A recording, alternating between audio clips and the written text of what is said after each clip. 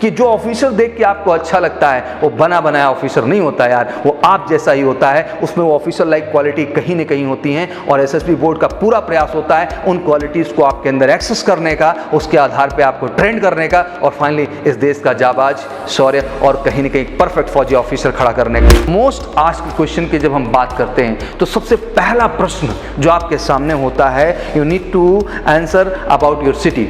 आपसे पूछा गया हर प्रश्न केवल एक प्रश्न नहीं है, बल्कि एक तलाश है उस व्यक्तित्व का आपके अंदर जो आपको दिखाना है।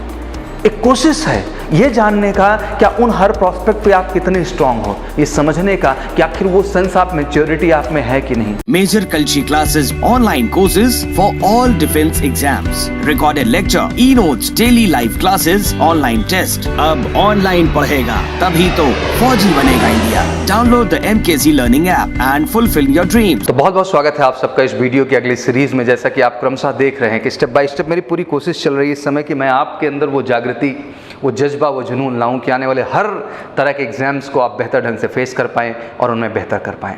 आज इसी कड़ी में मैं आज विशेष रूप से बात करने वाला हूं एसएसबी इंटरव्यू के विषय में। एसएसबी इंटरव्यू की जब बात करते हैं तो सबसे पहली खुशखबरी आपको ये जान लेनी है कि सारी डेट्स अनाउंस हो चुकी हैं। इंटरनली बोर्ड ने पूरी प्रिपरेशन कर ली है एसएसबी को स्टार्ट करने को लेके। ऑब्वियसली 6 जुलाई वो पहली सबसे अहम डेट है जिसमें मुझे लगता है कि इस देश में सबसे पहले डिफेंस ने ही ये निर्णय लिया, एक कॉन्फिडेंस के साथ, एक सही लीडरशिप के साथ ये प्रूव किया कि अगर सब कुछ ऑर्गेनाइज तरीके से किया जाए तो सब कुछ एक सही डेट पर करना संभव है। और फाइनली एसएसबी बोर्ड ने इस चीज़ को इंटरनली अनाउंस कर दिया है। अब बच्चों के बहुत सारे प्रश्न होंगे कि सर आखिर डेट्स कब होगी। बहुत सारे कौतूहल भी है अलग अलग एंट्रीज के बच्चों को लेके, जिसमें मैं समझ सकता हूं कि 2019 की एंट्री से हम बात करेंगे, जिसमें हम एनडीए की एंट्री की बात करेंगे, जिसमें हम टीएस एंट्री की बात करेंगे, जिसमें हम टीजीसी की बात करेंगे, सीडीएस की बात करेंगे, एफकैट की बात करेंगे, इवन 2020 भी हम सीडीएस एफकैट एंट्री की बात करेंगे। तो बहुत सारी एंट्रीज हैं, इवन एसएससी टेक की बात करेंगे, जिनमें बच्चे बड़ी कौतूहल के साथ बैठे हुए हैं कि सर आखिर हमारी डेट एसएसबी के क्या होगी। तो मैं एक चीज़ आपको बहुत श्योर कर देना चाहता हूँ कि जल्द से जल्द डेट आपकी एसएसबी की होगी और आपको मौका मिलेगा अपने लक्ष्य की ओर फिर से एक कदम बढ़ने का। बट अहम आज डेट नहीं है। आज जो आने का मेरा यहाँ वजह है वो बहुत ही क्लियर है कि अहम केवल डेट्स नहीं है, अहम ये है कि उन डेट्स के लिए आप तैयार हैं कि नहीं। अहम केवल जंग का मैदान नहीं है, अहम है कि उस जंग के लिए आप तैयार हैं कि नहीं। तो आज इस पूरे सेशन में मैं आपको एक वादा करता हूँ कि आज जो पूरा का पूरा डिस्कशन है वो आपके इंटरव्यू प्रिपरेशन पे बेस्ड है और मेरी पूरी कोशिश होगी कि हर टेक्निकलिटी और हर ऑथेंटिकेशन के साथ मैं आपको समझाने का प्रयास करूं कि कल को जब आप एसएसबी इंटरव्यू में, स्पेशली पीआई सेशन में जाएं, पर्सनल इंटरव्यू में, तो आपको खुद को कैसे तैयार करके जाना है, खुद को कैसे मेंटेन करके जाना है, जिससे आप अपने इंटरव्यूइंग ऑफिसर पे एक बेहतर इम्पैक्ट क्रिएट कर सकें और अपनी सफलता को सुनिश्चित कर सकें। तो सबसे पहली बात, जब पीआई सेशन की बात आती है तो बच्चों में एक अजीब सा डर हो जाता है। उन्हें लगता है कि हम अच्छा कर पाएंगे कि नहीं कर पाएंगे। आखिर ऐसी क्या तैयारी की जरूरत है जिससे हम अपने पीआई सेशन में बेहतर परफॉर्मेंस कर सकें। ऐसा हमें क्या करने की जरूरत है जिससे हम एक अच्छा इंपैक्ट अपने इंटरव्यूइंग ऑफिसर के ऊपर डाल सकें। क्योंकि आप बच्चे जानते हैं कि इंटरव्यूइंग ऑफिसर का अपने आप में एक बड़ा रोल है जो कि आपसे 1-to-1 इंटरेक्ट करता है और आपको समझने का कोशिश करता है कि आखिर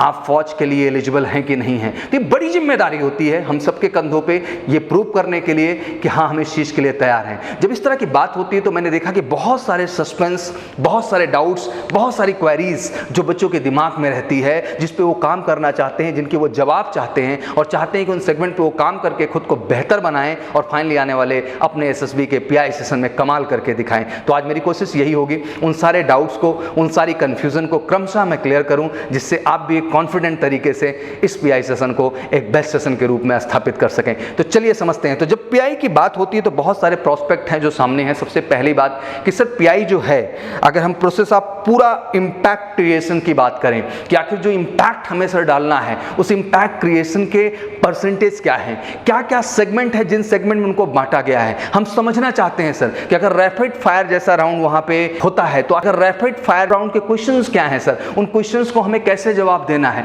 उन टेक्निकलिटी को भी हम समझने का प्रयास करेंगे। पहली, हर तरह का प्रश्न जो आपसे पूछा जा रहा है उस प्रश्न को पूछे जाने का प्रोस्पेक्टिव क्या है, उद्देश्य क्या है, इस विषय में भी मैं आपको बताने का प्रयास करूंगा। तो आज ये पूरा का पूरा वीडियो जरूर बने रहिएगा।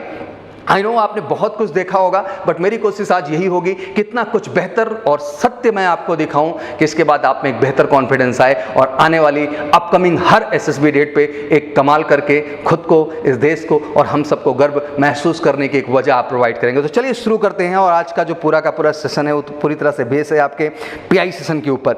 जब पीआई सेशन की बात करते हैं तो सबसे पहला वर्ड जो क्रिएट होता है the process for impact.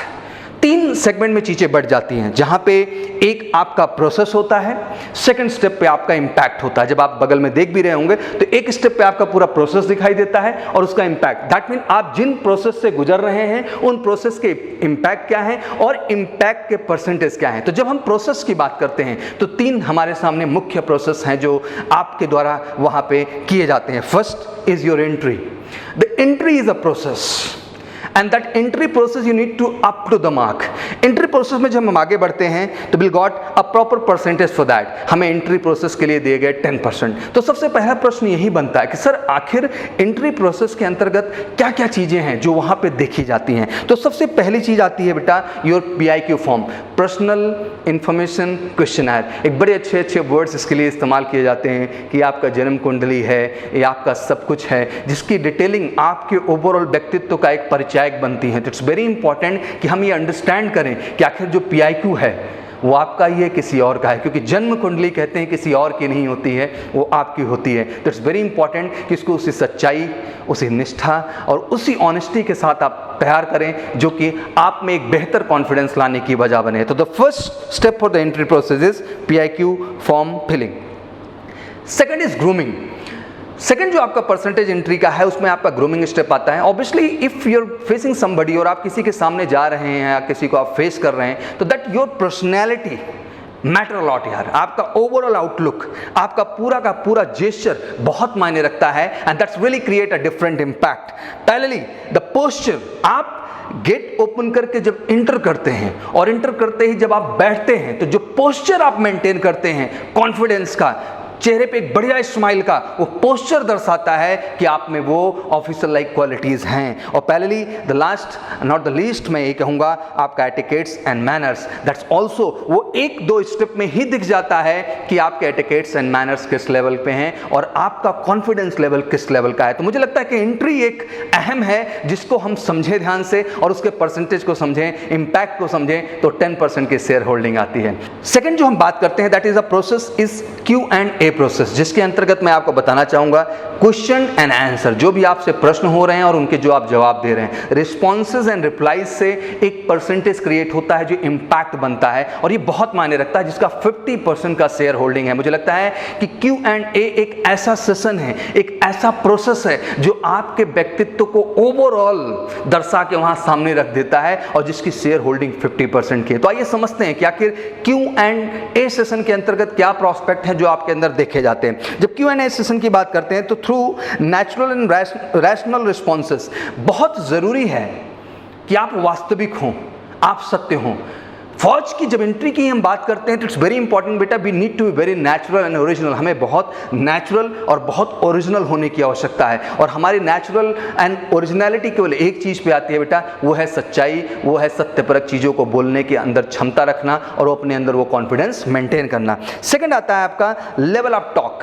It shows the sense of maturity level in you, कि आखिर कोई भी बात आप रखते हैं तो उस बात को रखने का लेवल क्या है, उसका स्टैंडर्ड क्या है, उसका कंटेंट का लेवल क्या है, उसका नॉलेज का लेवल क्या है, उसकी इंफॉर्मेशन का लेवल क्या है। That shows the your level of talk. वो आपके लेवल ऑफ टॉक को शो करता है and it's create a biggest impact in front of interviewing officer. पहले आपका आता है कंसिस्टेंसी। ये बहुत अहम है कि जब आप एक ऐसे सेशन में बैठे हुए हैं जहां सामने वाले की एक एक्सपेक्टेशन है, वो आप में एक जेंटलमैन कैडेट को तलाश रहा होता है, तो उस दौरान उसके पूछे गए हर प्रश्न के अंदर आपकी बातों की अहमियत मायने रखती है, आपके बातों का तथ्यपरक होना मायने रखता है। दैट मीन वो कंसिस्टेंसी ही मेंटेन करके आप एक बेहतर इंपैक्ट उसके ऊपर क्रिएट कर सकते हैं। Last again not least, efforts made to achieve success.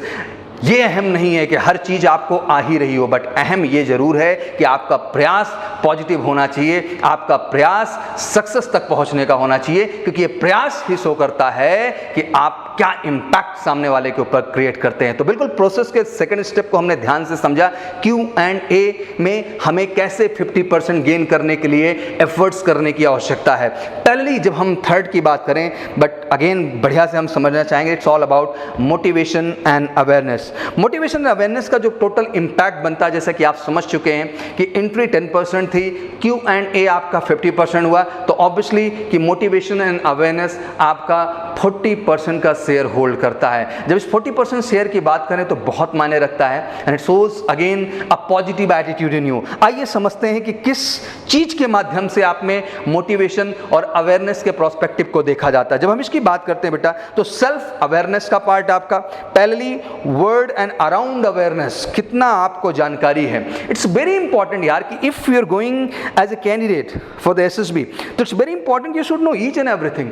आप इस देश की सुरक्षा के लिए जा रहे हैं, आप इस देश की सिक्योरिटी के लिए जा रहे हैं। ये अहम है कि आप समझें कि नेशनली और इंटरनेशनली हमारे देश में क्या हैपन हो रहा है और किस तरह से वो चीज़ हमारे देश में एक इम्पैक्ट डाल रही है। ये सेंस ऑफ मैच्योरिटी, ये सेंस ऑफ सीरियसनेस, और ये दर्शाता है कि आप कितने पैशनेट हैं इस क्षेत्र विशेष से जुड़ने के लिए, इस वर्दी को पहनने के लिए। तो ये अवेयरनेस, ये नॉलेज आपकी पर्सनैलिटी ट्रेट्स को बेहतर डायरेक्शन में शो करती है।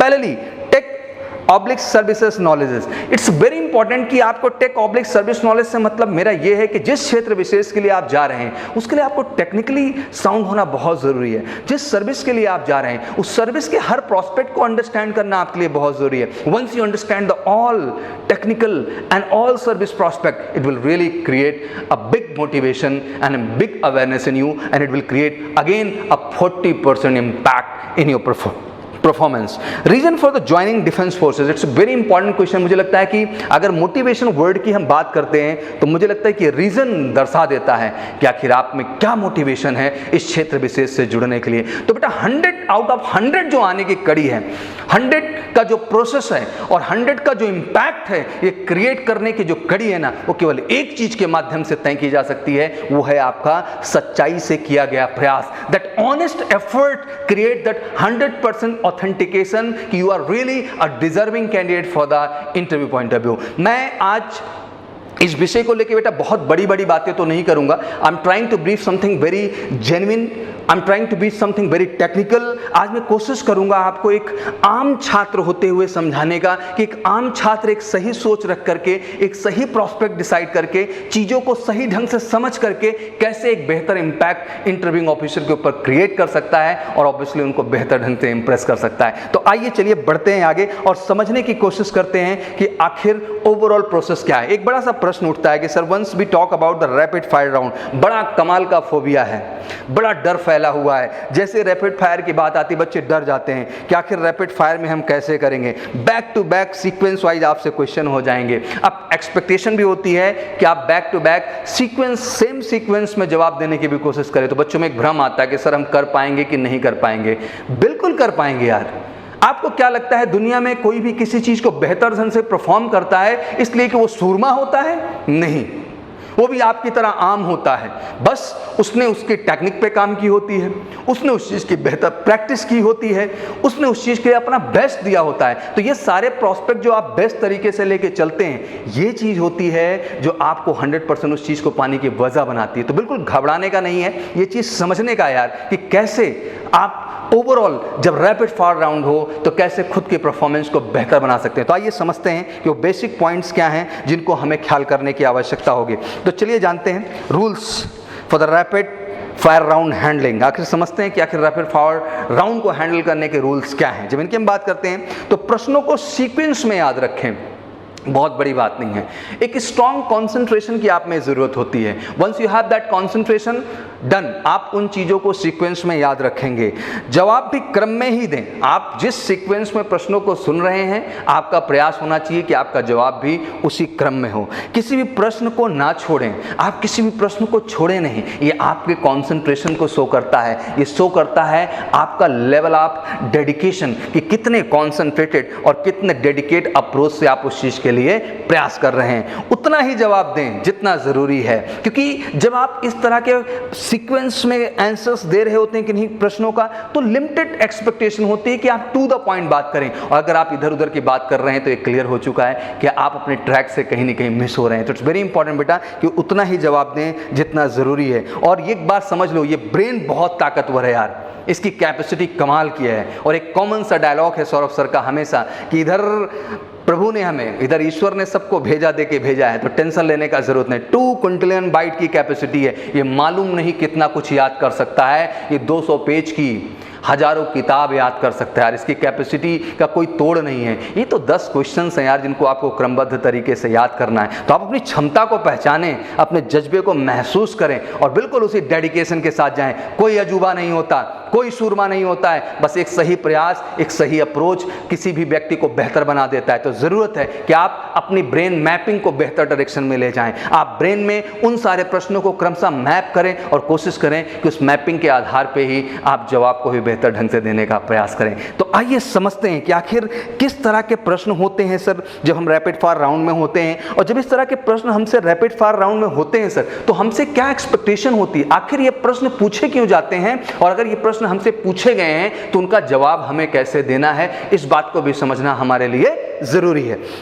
जब हम इस पार्ट पे चलते हैं तो सबसे पहले हम समझेंगे कि interview questions When you are asked about, ऐसे प्रश्न जो आपसे पूछे गए, जो आपसे पूछे जाते हैं, तो purpose the assessor want to know, आखिर उन प्रश्नों को पूछने का एसेसर का पर्पस क्या होता है, आखिर वो एसेसर क्या समझना चाहता है, क्या देखना चाहता है आपके अंदर और क्यों वो प्रश्न कर रहा है। इस भाषा को मैं बहुत आसान भाषा में समझाऊं बच्चा कि किसी भी प्रश्न का वहाँ मजाक नहीं है, हर प्रश्न का एक सीरियस ऑब्जेक्ट है, हर प्रश्न आपके पर्सनैलिटी ट्रेट्स को देख रहा है, हर प्रश्न में आप में वैल्यूज की तलाश है, हर प्रश्न में ये देखने की कोशिश है कि वो real and true leadership quality आप में है कि नहीं है। तो ये प्रश्न टेकन फॉर ग्रांटेड नहीं है, ये प्रश्न किसी और से नहीं है, ये प्रश्न ऐसे हैं जिनका जवाब कोई और नहीं दे सकता है। ये प्रश्न ऐसे हैं बेटा जिनके अंतर्गत आपका जवाब होना चाहिए, आपकी आत्मा से होना चाहिए, आपकी लाइफ पे होना चाहिए और आपकी जीवन की सच्चाई निकल के बाहर आनी चाहिए। और ये सच्चाई दिखाने की क्षमता है ना यार, तो I am telling honestly buddy, nobody fail you in the SSB, you will get the 100% selection once you become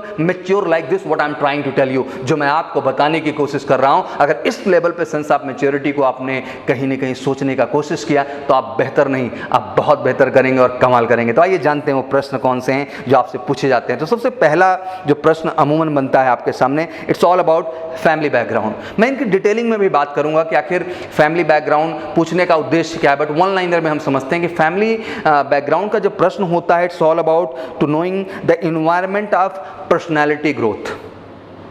आपकी फैमिली का बैकग्राउंड ये समझाता है कि आखिर आपकी पर्सनालिटी का ग्रोथ कैसा हुआ है।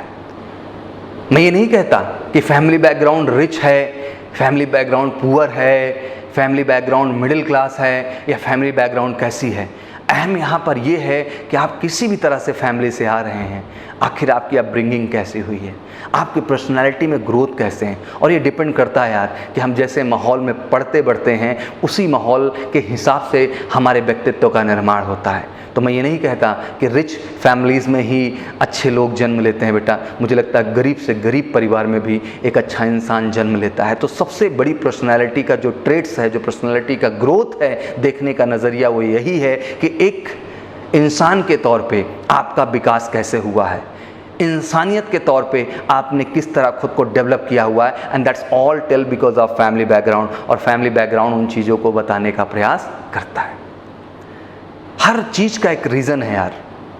एंड नेवर फील बैड कि आप किस तरह की फैमिली से आते हैं। अहम है ये समझना कि आप जिस भी फैमिली से आप आते हैं उस फैमिली के आदर्शों को, उन फैमिली के वसूलों को, उनके ओवरऑल संघर्षों को, उनकी ओवरऑल प्रेरणा को आपको महसूस करने की ज़रूरत है, उनके एफर्ट्स को समझने की ज़रूरत है। अगर आप वो महसूस करते हैं यार तो आपका परिवार दुनिया का सबसे बढ़िया परिवार है, सबसे बढ़िया फैमिली है। उसके स्टैंडर्ड से नहीं मायने रखता यार, मायने केवल एक चीज़ रखता है कि आखिर आप कितने संस्कारों और कितनी जिम्मेदारियों के साथ पाल पोस करके बड़े किए गए हैं। And obviously that family background tells everything. The next will go and that is your education level. Education level tells each and everything about you. ये आपके इंटेलिजेंस लेवल को दर्शाता है। एक एजुकेशनल क्वालिफिकेशन ये डिफाइन करती है कि आखिर आपका किस तरह का एकेडमिक रहा है। और ये एकेडमिक स्टैंडर्ड ये डिफाइन करता है कि आपका इंटेलिजेंस का लेवल क्या है ओवरऑल। बट एक बात ध्यान रखिएगा कि इंटेलिजेंस का लेवल केवल परसेंटेज का आधार नहीं होता है, बल्कि उसमें कई सारे प्रोस्पेक्ट जुड़ते हैं, कई सारे प्रश्न बनते हैं जो आप ओवरऑल इसके अंतर्गत बताने का प्रयास करते हैं। तो it's all about judging your intelligence level. Third, को करिकुलर एक्टिविटी। किसी भी तरह की को करिकुलर एक्टिविटी अपने जीवन में जो आप करते हैं, किसी भी तरह का प्रयोजन, आयोजन, कोई इवेंट जो भी आप करते हैं, ये आपको दर्शाता है आपके अंदर की एक बेहतर ऑर्गेनाइजिंग एबिलिटी को और आपके अंदर के एक बेहतर इनिशिएशन को। तो ये एक्स्ट्रा करिकुलर एक्टिविटी आप में दो एलक्यूज को जज करती है, आपकी ऑर्गेनाइजेशन एबिलिटी को जज करती है और साथ ही साथ आपके अंदर के इनिशिएशन को भी जज करती है। तो जिस तरह से क्वालिटीज़ में हम बढ़ रहे हैं और ये समझने की कोशिश कर रहे हैं कि आखिर ड्यूरिंग इंटरव्यू ये क्वेश्चंस आपसे क्यों बनते हैं इन कॉन्सेप्ट पे, और उन क्वेश्चंस के बनने के बाद आखिर किस तरह के प्रोस्पेक्टिव हैं जो आपके अंदर देखे जाते हैं। तो को करिकुलर एक्टिविटी के बाद हम बात करेंगे फ्रेंड सर्कल की। फ्रेंड सर्कल एक माध्यम है जो दिखाता है कि आप सोशली और एक्सट्रोवर्टनेस आपके अंदर कितनी है। Being a defence aspirant, being a officer, when you are moving for the defence sector, it's very important to understand कि आप में एक सोशल वैल्यू का होना बहुत ज़रूरी है, क्योंकि आप एक तरह से देश के लिए जाते हैं, देश की सेवा के लिए जाते हैं। और मुझे लगता है कि जो सेंस ऑफ कॉपरेशन फैक्टर है, जो फैक्टर 2 है, उसको जज करने का जो सबसे बेहतर और सबसे अच्छा माध्यम मान सकते हैं, उसे आप मान सकते हैं कि आपके फ्रेंड्स कैसे हैं और उनके साथ आपका किस तरह का रिलेशन है।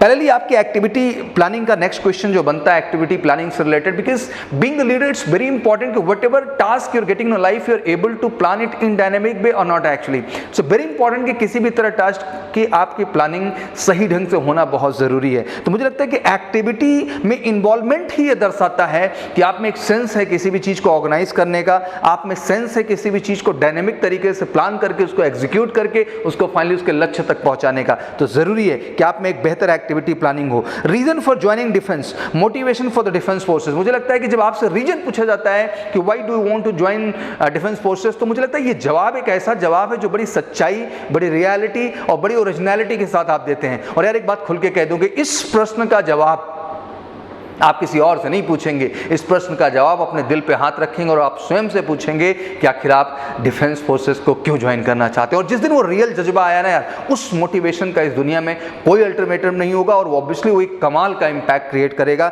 जो कि इंटरव्यूइंग ऑफिसर के ऊपर जाएगा। Describing personality in terms of strength and weaknesses, it shows the natural projection of what one is, no masking.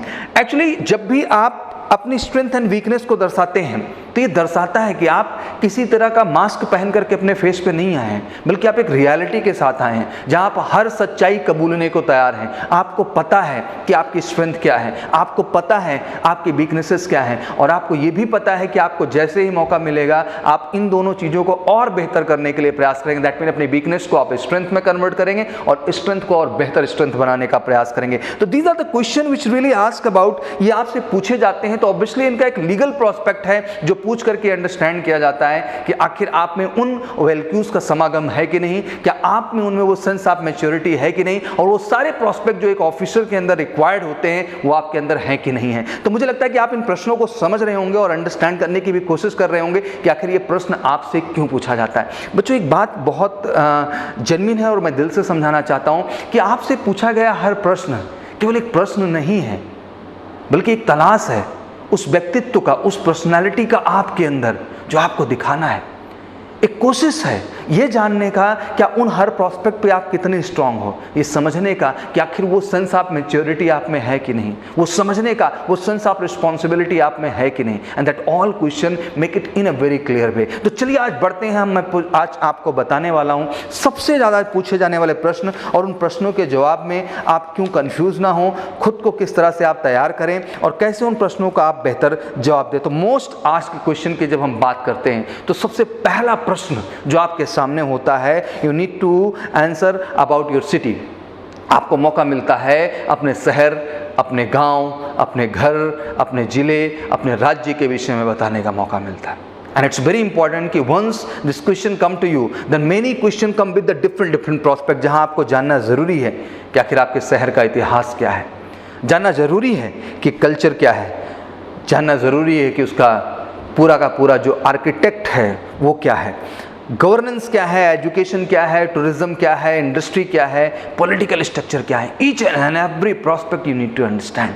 तो यार आपको अपने शहर को तो जानना होगा। अब प्रश्न ये उठता है कि सर ये प्रश्न का महत्व क्या है। ये शो करता है कि आखिर आप कितने अटेंटिव हैं, ये शो करता है कि आप कितने सिंसियर हैं, ये शो करता है कि आप में कमाल के सेंस ऑफ मैच्योरिटी है, ये शो करता है कि आप अपने शहर, अपने समाज से कितना प्रेम करते हैं। और मुझे लगता है ये एक एटीट्यूड है जो आपके पास हमेशा होना चाहिए, एंड दैट शोज अ कीन लर्निंग एटीट्यूड इन यू। ये आपके अंदर के एक लर्निंग एटीट्यूड को भी रिप्रेजेंट करता है। तो इट्स वेरी इंपॉर्टेंट बेटा कि from what city you belonging, आप जहाँ से भी बिलोंग कर रहे हैं, ये आपकी जिम्मेदारी बनती है कि उस शहर के हर प्रोस्पेक्ट को आप बेहतर ढंग से कवर करें। तो चलिए बढ़ते हैं आगे और जानते हैं नेक्स्ट क्वेश्चन।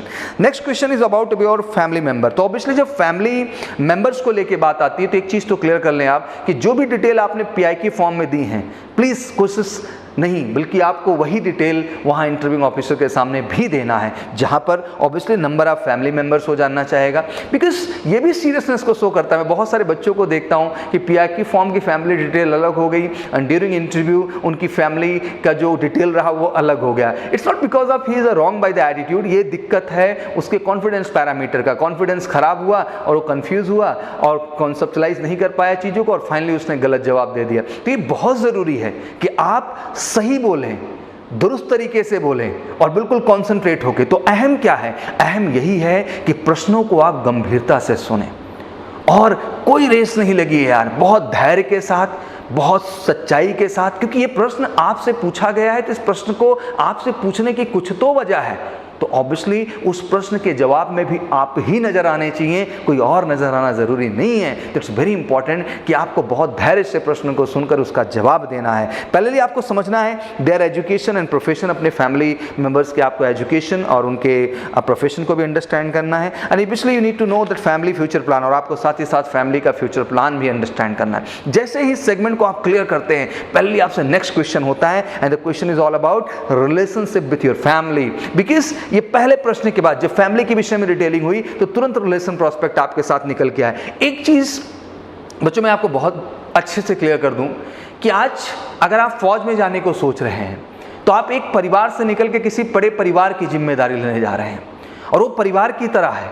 आपको उसी तरह रिस्पॉन्सिबिलिटी को टेक ओवर करना होगा, आपको उसी तरह इनिशिएटिव लेना होगा, आपको उसी तरह इमोशनली सबसे अटैच होना होगा। पूरा देश आपका परिवार हो जाएगा। तो देखना चाहते हैं कि आखिर उस छोटे से परिवार में जो काबिलियत रिक्वायर्ड थी वो आप पूरी कर रहे हैं कि नहीं, क्योंकि अब आपके पास एक बड़ा परिवार होगा, पूरा देश रूपी परिवार होगा जिसकी सुरक्षा, जिसकी जिम्मेदारी, जिसका सिक्योरिटी, जिसका मान, जिसका सम्मान रखना आपका कर्तव्य होगा। तो it's very important to understand कि आखिर आपका फैमिली रिलेशन स्ट्रक्चर कैसा है। जब ऐसे ही प्रश्न आपके सामने आते हैं तो अमूमन प्रश्न फैमिली मेंबर डिटेल के बाद ही आता है। तो show your good relation with your family, और ये जरूरी है कि आप हमेशा अपनी फैमिली के साथ अपने रिलेशन को बेहतर ढंग से दर्शाएं, बिल्कुल दर्शाएं। इट्स वेरी इंपॉर्टेंट, ये जरूरी है इस बात को दर्शाना।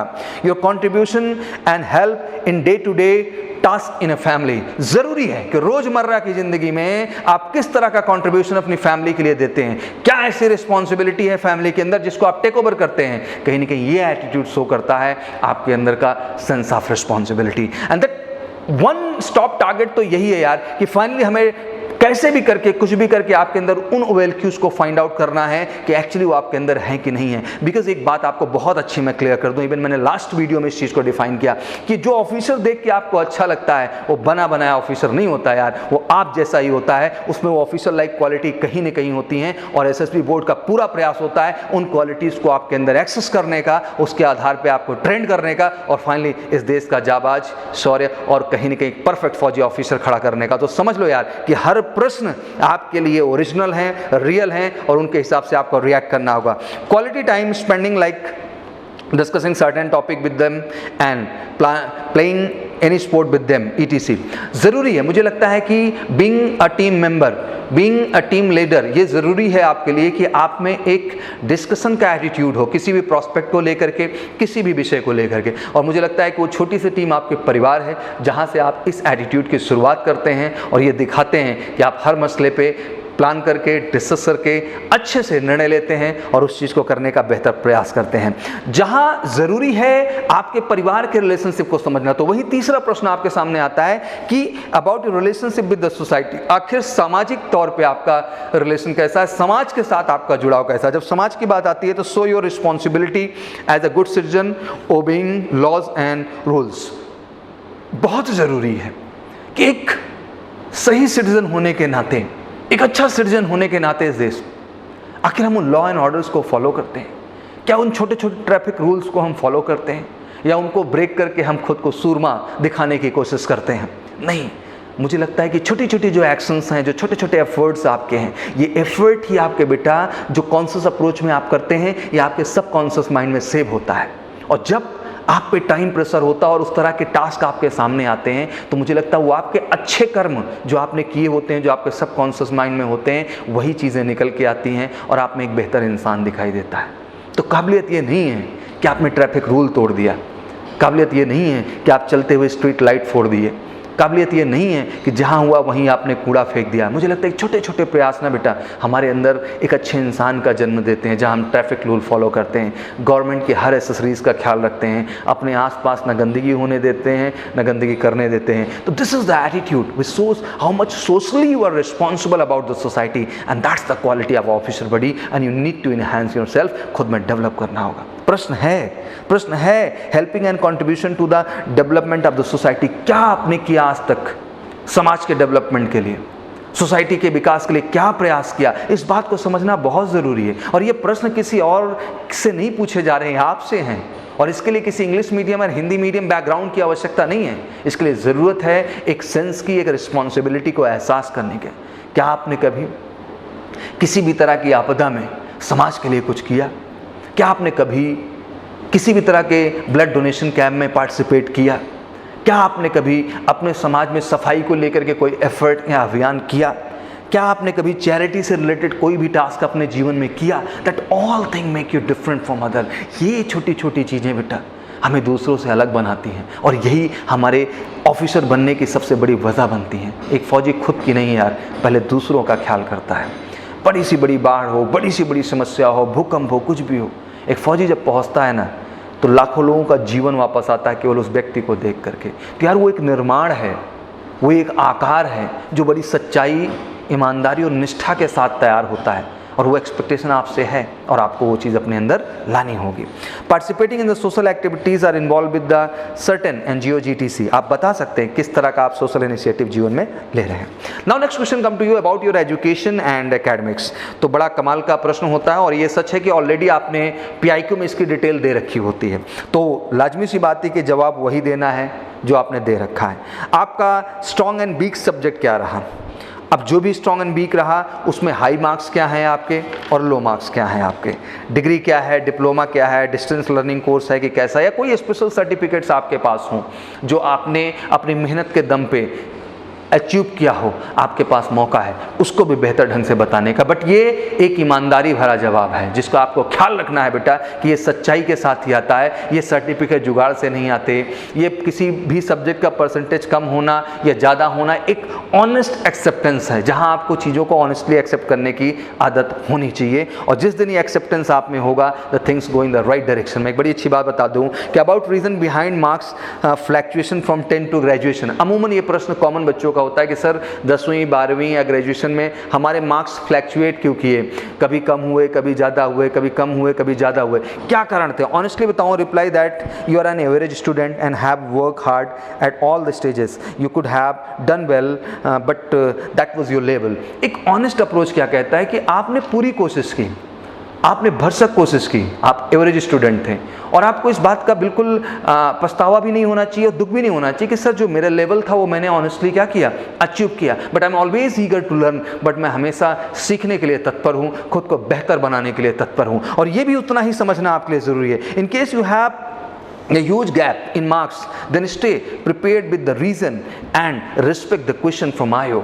अगर आपका बहुत बड़ा अंतर आ गया 10th एंड 12th के मार्क्स में, 12th एंड ग्रेजुएशन के मार्क्स में, तो बिल्कुल आप इरिटेट ना हो, बिल्कुल आप रिस्पेक्टफुली तैयार रहें, सम्मान के साथ आयोग के प्रश्न को एक्सेप्ट करने के लिए और उस सच्चाई को कबूलने के लिए जिस वजह से ये चीज़ें आपके साथ हैपन हो। दुनिया में बेटा कुछ भी हो जाए, सत्य का कोई अल्टरनेटिव नहीं है। हो सकता है हम तत्कालिक तौर पे साड़े बन जाते हैं, झूठ बोल करके, किसी को डाइवर्ट करके, कंफ्यूज करके, बट लाइफ की जो रियलिटी है, जो एक समय के बाद आपको समझ में आएगी और जो समझ में आती है, वो यही है बेटा कि सत्य का कोई दूसरा रास्ता नहीं है। तो सत्य बोलिए, सही बोलिए, कम से कम इस बात पे तो आपको प्राउड होगा कि आपने जो कहा सही के सिवा कुछ भी नहीं कहा, and that's make you feel good from hard, and it will give you chance to motivate a lot and to work hard a lot in yourself, and you will clear the SSB again. तो ये एक मौका है आपके पास जहां आप अपनी सच्चाई और अच्छाई के साथ भी सामने एक बेहतर अपना रोल खड़ा कर सकते हैं.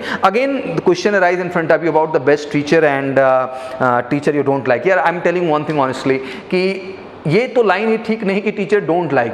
आई think you like every teacher, but obviously you have some specific teacher with you, because जो उनके साथ आपकी क्लोजनेस थी, या जो उनके पढ़ाने का तरीका, जितना डीप केस स्टडी के साथ वो आपको गाइड करते थे, वो बात आपके दिल को छू गई. बट इसके बजाय आप ये नहीं कहेंगे कि don't like this teacher, because ये एक एटीट्यूड है जो आपसे पूछा गया और वो जानना चाह रहे, क्योंकि आपको फिर से जाके एकेडमी में 4 साल 1.5 साल या जितने साल की भी ट्रेनिंग है आपको वहाँ पे गुजारना है. तो during that training again you will get the teach in your life. तो दैट एटीट्यूड सोर्स कि आप कमियां दूसरों में नहीं, हमेशा कमियां खुद के अंदर तलाशते हैं. और मुझे लगता है कि यही नेचर आपको रियल फौजी बनने की वजह देता है. तो never find mistake in other, always find mistake in you, कि sir that was the problem. तो I am telling honestly for the teacher, I think guru बहुत बड़ा पद है, मुझे किसी को डिसग्रेस करने का अथॉरिटी ही नहीं आता है. तो बड़ा सिंपलेस्ट जवाब होता है कि सर इट्स ट्रू कि I like some of them and the reason is very much clear, कि सर उनके साथ मैं क्लोज था, या सेकंड कि सर उनका जो पढ़ाने का कॉन्सेप्ट था, जो तरीका था, वो सर मेरे को ज़्यादा अच्छा समझ में आया. That's why I like them most, but rest also I like sir, but बाकियों को भी मैं उतना ही पसंद करता हूँ. ये एक जवाब है जो एक मैच्योर, सुलझा और अच्छा बच्चा आपकी तरफ से देता है, और इसका इम्पैक्ट एक पॉजिटिव डायरेक्शन में जाता है. पहले आपका बनता है कि friends you like and don't like. I think every friends word ही ऐसा है जिसमें डिसलाइक वर्ड यार पैदा ही नहीं होता है. वर्ड ही लाइक है कि हर फ्रेंड जरूरी होता है और फ्रेंड होता है, उसका कोई अल्टरनेटिव नहीं है. But sometime we say about the close friend, obviously 2 to 3 close friend, because आपने उनके साथ ज़्यादा समय गुजारा, उनके साथ आपकी ज़्यादा बॉन्डिंग बनी, तो obviously they become close friend. But इसका मतलब ये नहीं है कि वो फ्रेंड्स आपके फ्रेंड्स नहीं हैं. तो I think sir all friends are my friend, but obviously 2 and 3 I like them most because I pass maximum time with them, और कहीं ना कहीं वो क्लोजनेस रही, वो कनेक्ट रहा एक दूसरे के साथ, जिस वजह से सर मैं उनको ज़्यादा लाइक करता हूँ और मैं उनको ज़्यादा पसंद करता हूँ. The next question rises in front of you about the achievement in sports. बड़ा अहम प्रश्न है. मुझे लगता है कि जब मैं इस प्रश्न को देखता हूँ और मैं ग्रामीण क्षेत्र की ओर देखता हूँ, इवन मैं सिटीज़ में भी देखता हूँ, कस्बों में भी देखता हूँ, तो मुझे नहीं लगता कहीं भी ऑर्गेनाइज स्पोर्ट इतना स्कोप इंडिया में है. बहुत ही लिमिटेड प्लेसेस हैं जहाँ स्टेडियम है और उस तरह का ऑर्गेनाइज स्पोर्ट्स खेलने का बच्चों को मौका मिलता है. तो गांव स्तर पे हमने क्रिकेट खेला या फुटबॉल खेला या वॉलीबॉल खेला, कोई भी गेम खेला, स्कूल लेवल पे खेला, कॉलेज लेवल को खेला, बट जो हमने खेला that was only for the practice and for the only interest and entertainment, nothing else. तो अहम क्या है कि आप को एक्सपेक्टेशन हर बच्चे से वहाँ एथलेटिक होने की नहीं है. एक्सपेक्टेशन हर बच्चे के नेशनल चैंपियन या स्टेट चैंपियन होने की नहीं है. नहीं तो नेशनल चैंपियन और स्टेट चैंपियन को ही बुला लेते, आपको क्यों बुलाते. यहाँ अहम ये है कि आप जो भी गेम खेले हैं उसके प्रति आप सीरियस कितने थे. अगर किसी भी गेम में आप अपना इंटरेस्ट शो कर रहे हैं, अपना डेडिकेशन शो कर रहे हैं, तो इट्स वेरी इंपॉर्टेंट बेटा, you should have a proper information about that game. आपको उस खेल के विशेष में हर चीज़ जानकारी होनी चाहिए. ये जानकारी सुनाती है, समझाती है कि आप कितने अटेंटिव और कितने मैच्योर एंड कितने इफेक्टिव इंटेलिजेंस और रीजनिंग एबिलिटी से भरे हुए इंसान हैं. जहाँ पे आप किसी भी टास्क को जीवन में करते हैं तो उसकी सीरियसनेस को, उसके कंटेंट को, उसकी क्वालिटी को मेंटेन करने का भी प्रयास करते हैं. तो you must have knowledge about the sports and some basic are better live experiences and it's always maintain from your side. और आपको मेंटेन करना पड़ेगा. The last not about least quality I am going to talk about achievement in extra curricular activities. I think जब हम एक अच्छी government schooling में होते हैं तो will get lot of opportunity to participate in the lots of extra curricular activities. But मैं देखता हूँ ग्रामीण क्षेत्रों में जो बच्चे हैं उन्हें शायद इस चीज़ का मौका नहीं मिलता है. तो मुझे नहीं लगता ये भी कोई आपको इस चीज़ से भी डरने की ज़रूरत है कि सर हमारे पास एक्स्ट्रा अचीवमेंट्स नहीं है. नहीं बेटा, आपका एक्स्ट्रा अचीवमेंट्स यही है यार कि आप उस एसएसबी बोर्ड तक पहुँच गए. आपका एक्स्ट्रा अचीवमेंट्स यही है कि आज इंटरव्यूइंग ऑफिसर आपके सामने है और आप उसके सामने बैठ के जवाब दे रहे हैं.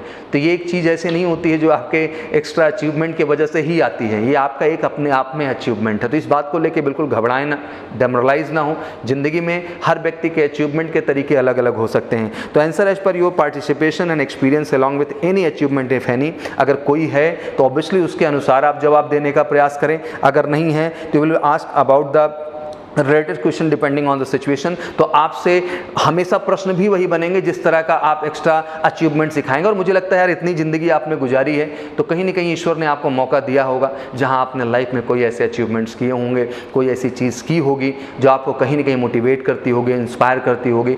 तो मुझे लगता है जो भी प्रश्न होंगे उससे रिलेटेड होंगे। बड़ी one thing I really want to tell you in a very straight way, एक चीज़ बहुत क्लियर कट तरीके से मैं आपको बता देना चाहता हूँ कि पूरा का पूरा जब हम PI सेशन डेडिकेटली देखते हैं तो एक बात यार समझ में आती है कि एक नेचुरल टेस्टिंग है, एक रैशनल टेस्टिंग है, एक वास्तविक टेस्टिंग है जिसके अंतर्गत एक अच्छा, सच्चा और बेहतर इंसान की तलाश की जा रही है। तो यार बन जाते हैं ना अच्छा। And I'm telling honestly buddy, once you become a good person, what I'm talking about, nobody stop you यार, आपको कोई रोक नहीं सकता उस सफलता को तय करने के लिए। तो this is a time to wake up buddy, ये समय है जगने का, ये समय है कुछ करने का। तो मैं कहना चाहूँगा लास्ट टिप के लिए आपके लिए कि इंटरव्यू प्रिपरेशन में क्या है, तो अपने अपीयरेंस पे काम करो यार। Once you entered somewhere, feel like that carrot and that attitude is coming, वो पर्सनैलिटी, वो जेस्चर आता हुआ दिखना चाहिए यार, वो दिखाना आपकी जिम्मेदारी है क्योंकि आपकी शरीर, आपका लुक, आपका अपीयरेंस कोई और नहीं बना सकता है, वो आप स्वयं बना सकते हैं। तो मेक योर बेस्ट अपीयरेंस, अपना अपीयरेंस बेहतर करें। Entry and the first impression, entry and first impression के लिए मैंने आपको समझाया कि बेहतर पर्सनैलिटी ट्रेट्स के साथ आप एंटर करें, बेहतर एटिकेट्स हो, मैनर हो, कमाल की एंट्री हो, कमाल का पोस्चर हो, बेहतरीन जेस्चर हो, that all make you perfect in terms of entry and the first impression. Body language during the process, during the interview बिल्कुल रिलैक्स, चेहरे पे एक हल्की सी मुस्कुराहट, चेहरे पे वो तेज नजर आना चाहिए, वो कॉन्फिडेंस नजर आना चाहिए, बिल्कुल हेजिटेट नहीं होने का। उधर जा रहे हो तो जो भी मिसकॉन्सेप्शन है दिमाग में उन सारी चीज़ों को क्लियर करके जाओ, बिल्कुल रिलैक्स होके जाओ। ये समझो कि एक ऐसी जिम्मेदारी है जहां पर आपको बहुत सच्चाई के साथ खुद को प्रेजेंट करना है। तो just go like that. Clarity about the thought and explanation, किसी भी विषय पे आपको बात करना है एक क्लैरिटी के साथ, एक बेहतर एक्सप्लेनेशन। अगर नहीं है क्लैरिटी, नहीं है एक्सप्लेनेशन तो सॉरी बोल देना, आई डोंट नो बोल देना इज नॉट अ पाप। ये एक सच्चाई है बेटा जो आप में एक्सेप्ट करने की क्षमता होनी चाहिए। तो बिल्कुल जो भी बोलें एक क्लियर थॉट प्रोसेस हो और बेहतर एक्सप्लेनेशन हो। No beating around the bus, कोई बीटिंग, कोई आवाज़ नहीं, कोई भी नहीं होना चाहिए आपका।